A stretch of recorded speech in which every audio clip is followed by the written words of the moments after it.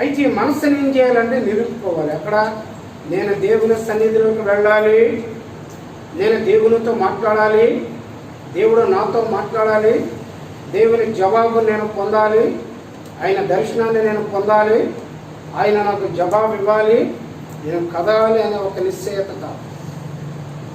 అదే క్రైస్తవ్యం. మీకు ఒక విషయం చెప్తాను నేనండి. 40 మంది పాస్టర్లంతా 5 కలిపి కొట్టారు.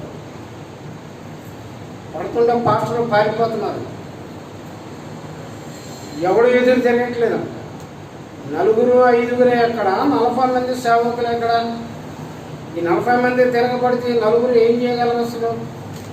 కానీ వాళ్ళు ఏం చేస్తున్నారంటే పరిగెడుతున్నారు, పడుతుంటే కొట్టించుకున్నారు, పరిగెడుతున్నారు. కారణం ఏమిటంటే క్రీస్తు యేసుకు కలిగిన స్వభావం మీరును కలిగి ఉండు.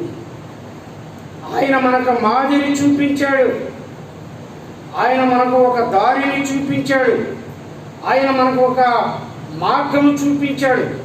ఆ మార్గం ఏమిటంటే వినయం, ఓర్పు, సహనము, తల ఉంచుకొని నడవడం చూపించాడు ఆయన మనకు.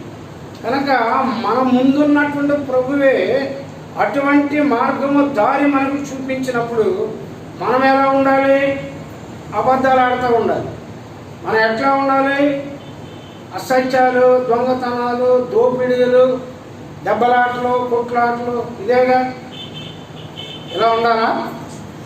మరి దేవుని బిడ్డలు అలా ఉండకూడదు. మరి ఎట్లా ఉండాలి? ప్రభువు మనకి ఏ మార్గం అయితే చూపించాడో ఆ మార్గాన్ని నడవాలి, ఆ దారినే ఎంచుకోవాలి, ఆ దారిలోనే నడవాలి. అందుకని ఇక్కడ సేవకుడు నేను దేవుని దగ్గరే విచారణ చేయాలి, యెహోవా దగ్గర. ఎందుకంటే ఆయన నీతిమంతుడు, ఆయన యథార్థవంతుడు, ఆయన పరిశుద్ధుడు, ఆయన మాట తప్పనటువంటి వాడు, ఆయన నిజాయితీపరుడు, ఆయనలో అసత్యం అనేదే లేదు. ఆయనలో ఏమైనా దోషము కనపడిందా? ఏ దోషమో లేదుగా, ఏ కపటములో నాకు ఆయనలో కనిపించలేదు కదా. మరి ఎందుకు ఆయన సిలువేయాలి అని పొంతు పిలాతు శాస్త్రులను పరిశీలను ప్రశ్నించారు.